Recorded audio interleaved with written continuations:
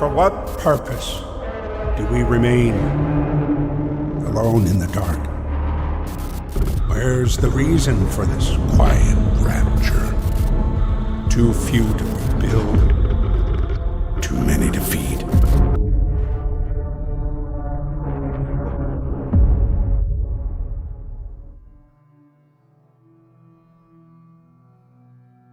Crazy cultists, demonic pony people, and a goat god that leads divine squirrels. What may sound like the beginnings of a schizophrenic rap verse to you could actually be the clues in solving the mysteries found in Iron Lung. Now, if you haven't seen Iron Lung, then what are you doing? Go watch it. But if you simply need a refresher, feel free to check out my other video. Either way, I've been trying to think of some follow-up to Iron Lung, presumably breaking down Simon's backstory, but to do so, I'll actually need the movie to officially be released digitally so I could make a cool edit and whatnot. In the meantime, I haven't been able to get the movie or its lore out of my head. And when learning that David Szymanski, the person who made the Iron Lung game the movie's based off of, actually has other games that are potentially connected and share the same universe, I just had to dive deeper and find whatever connective tissues I could. And oh boy, there's a lot of narrative potential proving that all these games could be shared within the same universe and potentially be telling this overarching story of hell on earth. Now to do this, I'll go ahead and give a brief summary of some of the games I'll be elaborating on throughout the video. Excluding Iron Lung, of course, because I assume if you're here, you are already caught up on a bit of that story. To start off, you have Pony Factory, in which you enter an abandoned, factory and begin to mow down some creatures that resemble both human and demonic pony. Then you have the Squirrel Stapler, where you're a crazed lunatic out in a cabin hunting squirrels to staple to the corpse of your wife. Then you have Butcher's Block, where you have a creepy guy entering occultist territory and butchering anyone he can in the hopes of surviving. But it's once you start looking into these games a little bit deeper and seeing what lore tidbits they leave lying around that you can begin to put together this grand overarching story that David might be trying to tell. Let's go ahead and start off with a story that I believe depicts the beginning of this chronological narrative David's telling. That in the Pony Factory. In the Pony Factory, you are actually playing as the son of someone named Winston, a man who grew tired of the moral decay within his city and wished to see the growing sin dissipate completely. He eventually makes a deal with hell itself in the hopes of ridding humanity of their sin and leave them with magical friendship energy instead, with the promises of hell being able to bend and reshape humanity into a more kind and equine shape. Only by the time the protagonist arrives, he finds his father's factory completely abandoned and sealed off in many locations, and the deeper he goes, the more he comes across stranger and stranger abnormalities. See, it turns out Winston utilized energy from hell to be able to extract sin from a human being and collect it. Only what he didn't realize was without a human host, this sin would be left completely unsafe and exposed. This results in Winston realizing he was completely betrayed by the entities of hell, and that rather than hell providing magical friendship energy, it was actually providing hellish energy. Honestly, I'd say who would have seen that coming, but considering what powerful people tend to do with the resources they have at their disposal, this honestly isn't too surprising for me. Either way, his son came and found that friendship energy his father was going on about in his notes and ended up making an escape. But it's upon escaping the Pony Factory that the son vows to continue his father's research, utilizing the sinful energy to try to finish what he started. We know this didn't necessarily work out for him, and whatever factory he started fell apart, unleashing all of this harbored, pent-up sinful energy upon the world and all of humanity. And how do we know this didn't work out for Winston's son? Well, because in David's other game, Butcher's Block, we see that it's taking place over another pony factory, one that's also been abandoned and hides something very dark beneath its surface. But Butcher's Block isn't the only reuse of these pony-like creatures. We can also find what looks like the skeletal remains of some in Iron Lung.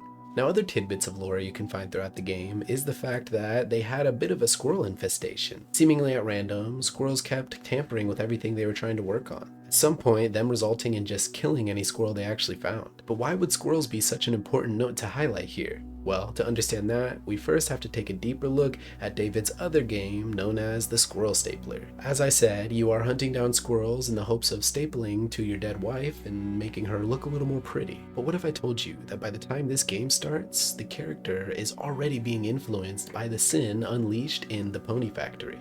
See, within this game, you tend to find journal entries, some being tips and relatively trivial, and some depicting two different stories that I believe tether the entire overarching story of Squirrel Stapler together.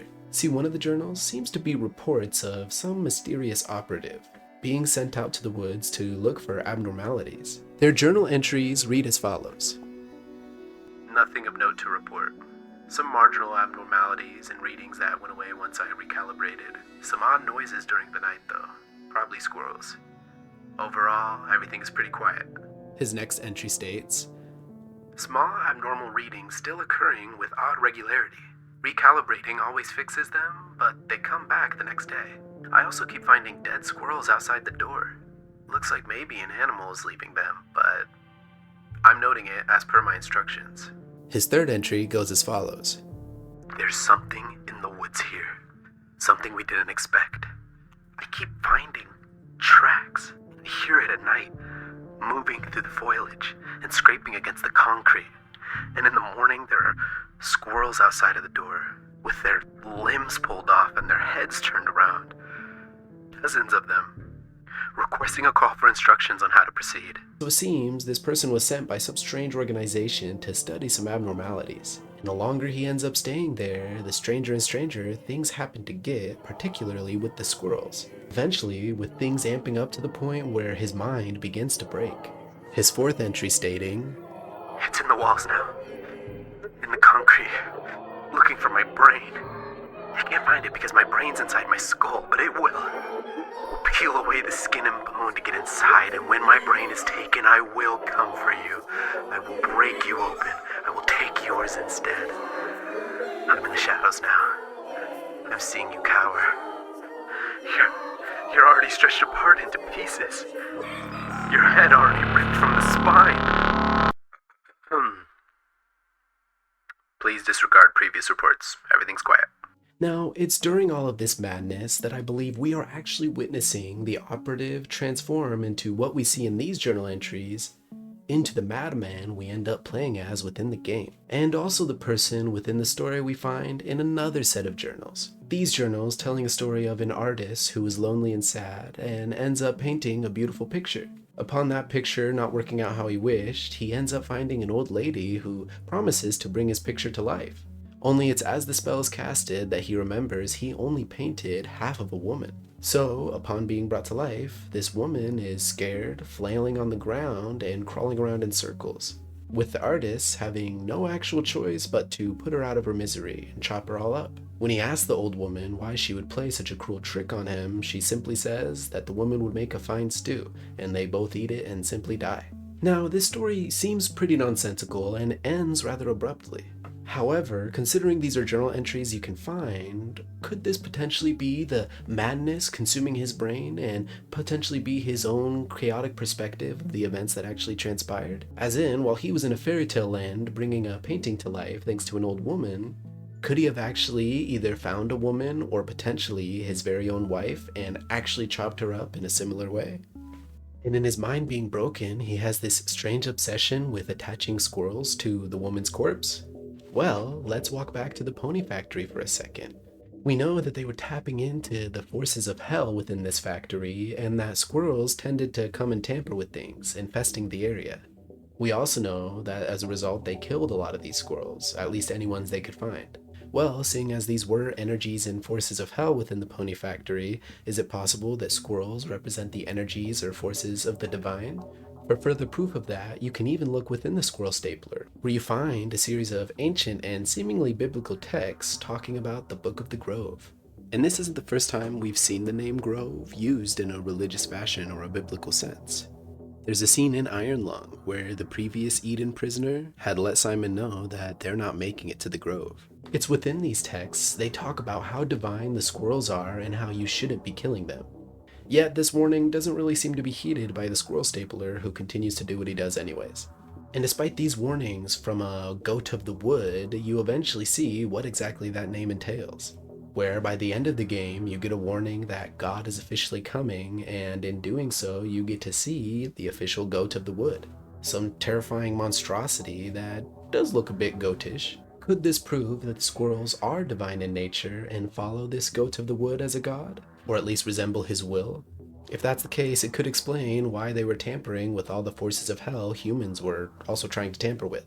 But then that leaves you to wonder, who was able to record this knowledge of the squirrels, associate it with the tamperings of hell, and eventually get to the point where they were able to send operatives out into the woods to study abnormalities? Well, we know Winston, or the person who started up the pony factory, really thought he was doing the right thing and probably didn't see the squirrels as anything other than a nuisance. However, there are reports within the pony factory of complaints of people wearing religious attire while at work. Strange to assume there's people wearing religious attire at a random pony factory, but when you start to associate it with the inner workings of hell, you can begin to piece together that this religious attire were likely cult-like in nature. So what if this same cult was a more powerful organization than we realized, being able to send operatives out to the woods to study how divine these creatures could actually possibly be? It's while one of these operatives are out in the woods years later that sin is officially unleashed by Winston's son. This resulting in the operative going completely mad, doing what he does in stapling the squirrels to the corpse, finding some connection to squirrels and their divinity from his fractured, broken mind, and potentially thinking this will actually help the corpse in some way. And if this sin did spread as far as wherever this Squirrel Stapler happened to be, is it possible it really did unleash upon all of humanity? Could the added nature of him also hunting down and killing squirrels in some sort of sacrilege-like ritual anger the goat of the wood enough that he officially confronts this man, the Squirrel Stapler, and decides to bestow his wrath upon mankind, officially blocking out the sun and leaving the world in total darkness filled with sinners? Meaning that anybody who maybe weren't on Earth and potentially up in space were left completely devoid and wondering where most of humanity had officially gone, while humanity was somewhere else completely dark and still able to survive on Earth without the heat of the sun. Well, what if I were to tell you that there was a heat source on Earth still keeping the world functioning the way it was? Only this same heat source could actually be the hellish entity or energy we've been seeing this cult so interested in throughout the games? Maybe the same energy keeping the Earth afloat can actually be found in David's other game known as Dusk. See, Dusk follows a story of a man returning to a town called, well, Dusk. Only he returns to see it infested with dark clouds, amped up animals, and military and cultists alike.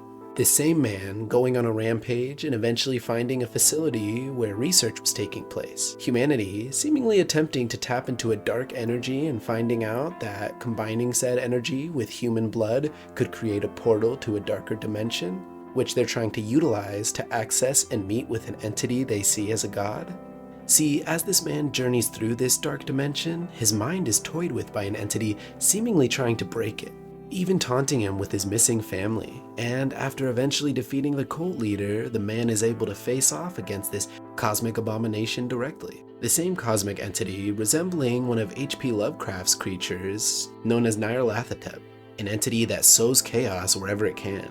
However, it's revealed within the game of Dusk that once the man defeats the entity, all he did was prove that he is a worthy vessel for its power. Oh, does it feel horrible, isn't it? But wonderful, yes. Who you were before is insignificant. Who you are now is inconceivable. But here you shall remain till I have need of you again. Well, I believe these cultists and the entity they worship are actually the same cultists that can be found at the Pony Factory. Notice the similarities in both places trying to harbor dark evil energy. I also believe the story of Dusk takes place after the Squirrel Stapler, meaning once the Squirrel Stapler encounters God or the Goat of the Wood, and it inadvertently causes the quiet rapture, leaving the world in total darkness and sin, we're getting to see the direct aftermath of how the world and humanity is affected by the Goat of the Wood essentially abandoning us. And I believe these same vicious cultists that are obsessed with human blood are the same ones that can be found within the story of Butcher's Creek, also taking place after the Goat of the Wood officially disappears the sun. See, throughout the game of Butcher's Block, we find that these cultists harbor a lot of journal and diary entries as well as ancient texts. These ancient texts actually prophesize the events we see occur throughout these games. With the same texts being shown in the opening crawl of the game, it came to pass that the celestial ball of sinners grew so large as to block out the very sun, and somehow life went on. Humanity marched forward through all the torments of hell and the schemes of its exiles, and laughed, for no one laughs harder than a sinner in hell. See, I believe now the world doesn't necessarily have any decent people left, with everyone on earth being trapped in the energies of sin. With the cultist interpretation, or at least the prophetic interpretation, being that sin grew so wide it eventually blocked out the sun, but in reality, sin just ran rampant enough to anger the goat of the wood, or God, resulting in him officially bringing upon the quiet rapture. See, in Butcher's Block, it's implied that all of these cultists are simply some of the sickest serial killers they could find gathered in one place. Only they're not performing these heinous acts for fun. It's strongly indicated that they're actually doing all this in a note of appeasing a very dangerous god and potential prophetic future. Though, to be honest, some of the cultists were actually just sick and enjoyed killing, some of them seem to be very adamant about following these ancient texts. Still, as life went on, it's fair to assume some of these people eventually grew reluctant to their actions, maybe even beginning to question themselves and their own involvement within the cult. Well, within Butcher's Block, we do see a story of exactly that, with one of the cult members finding some regrets in being a part of what they are, which is made all the more sad when you realize that this idea of a cult member defecting or becoming traitorous was already prophesized in the same ancient texts. By the vanishing of the sun, and by the death of the traitor's prophet, and by the coming of the tooth sower, you will know the day and the hour of ruin is upon you. And on that day, forests will be barren, and a great maelstrom will cover the land. The fury of the butcher and the sorrow of the meat will be one in that vessel, the tooth sower. So, with the sun being vanished by the goat of the wood in the Squirrel Stapler story, and the death of the traitor that we see portrayed throughout the journal entries found in Butcher's Block, all you have left is this mysterious tooth sower. Some seemingly creepy random guy who was into snuff films and violent things to add to his own collection, potentially trying to find these cultists and get more material, seemed to be a very pivotal part of this entire prophecy. But what if I told you this wasn't just some random sicko, and that the protagonists of the Butcher's Block games could actually be a direct descendant of the Squirrel Stapler, potentially adding some cosmic nature to his existence and his potential communion with the Watcher. See, in the prophecy it did state that when the fury of the Butcher combines with the sorrow of the meat, and at the end of Butcher's Creek, you officially confront the Watcher and seemingly merge with it, starting what's known as the Crimson Communion, and resulting in the protagonist seemingly really enjoying this merging altogether. This protagonist being a butcher as he mowed his way down through several cultists to get here. But then you have to wonder, what makes this meat monster so filled with sorrow? Well, I believe this meat monster could be the very same man we saw from Dusk, bestowed with the powers from the cosmic entity, and left to trap, rot, and potentially grow. And with both the fury of the tooth sower in Butcher's Block, and the sadness of the Dusk guy from Dusk, they combined to form the Crimson Communion, and potentially unleashed a maelstrom all over the lands of Earth. Let's take a look at what the prophecy states. When the tooth sower has been exhibited, mated, and wrung out in the Crimson Communion, the Watcher will be filled with terrible power and erupt from the mountain, wherefore the earth will be ravaged and torn, and its people will weep in agony. But what was this maelstrom? Well, we could actually theorize that seeing as this thing merges with humanity and fleshy-like substances, that's what it continued to grow and do throughout the rest of the earth, potentially slowly consuming all of the rest of the sinful humanity it can and forming some amalgamation of a hive mind-like fleshy creature. But potentially this merging isn't complete, and there is residence or residue left behind of the essence that was once human.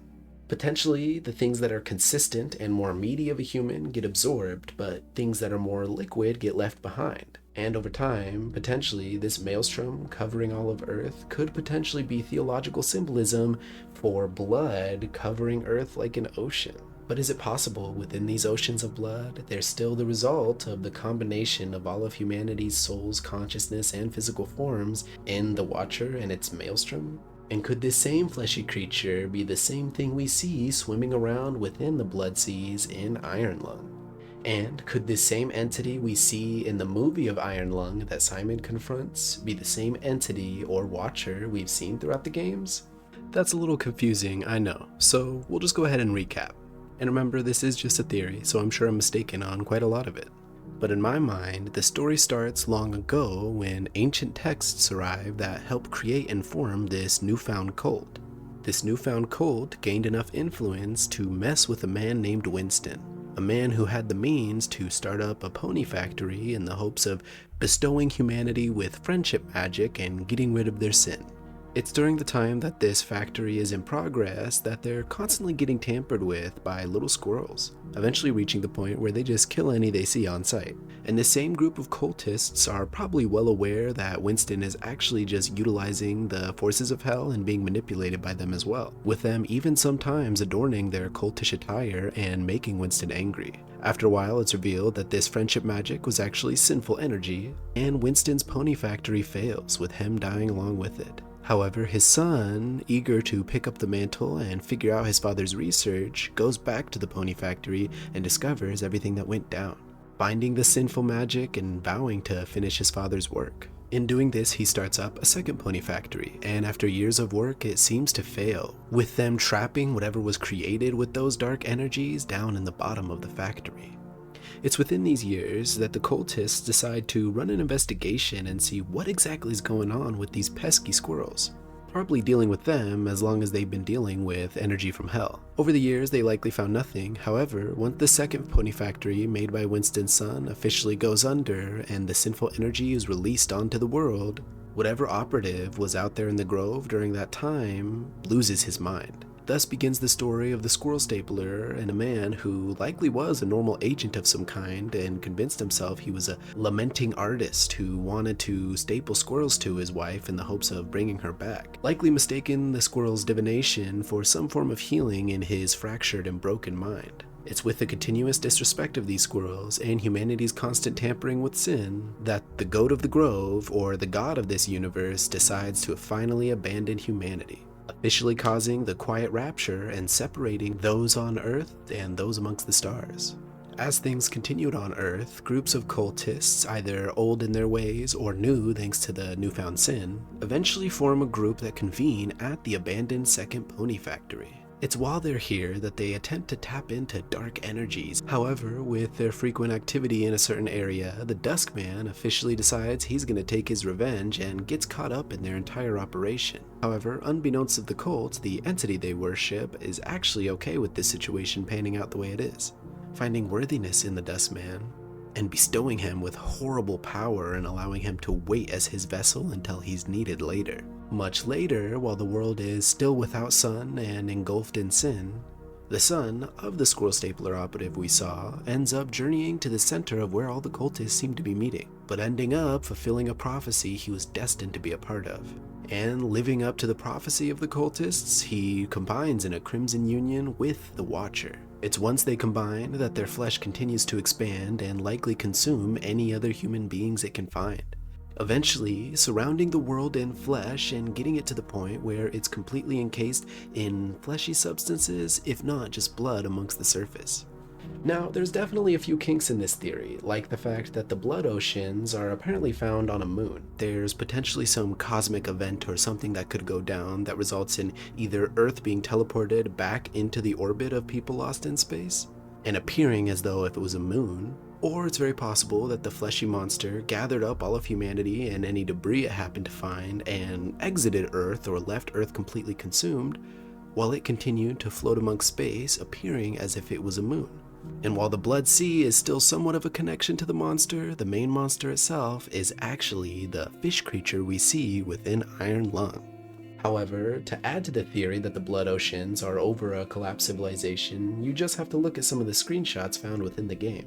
But potentially this could be explained with the fact that the combination of blood and this dark hellish energy was able to open up other dimensional portals in the game of Dusk, that if there's not any weird wiggly woggly timey-wimey stuff going on. Either way, I believe there's a lot of evidence here to piece together a grand overarching story connecting all these narratives. And while I'm sure there's a few holes in the theories I presented today, I am excited to finally get a hold of Iron Lung when it's out on digital, and take a deeper look into Simon's backstory and potential connections to the rest of David Szymanski's games.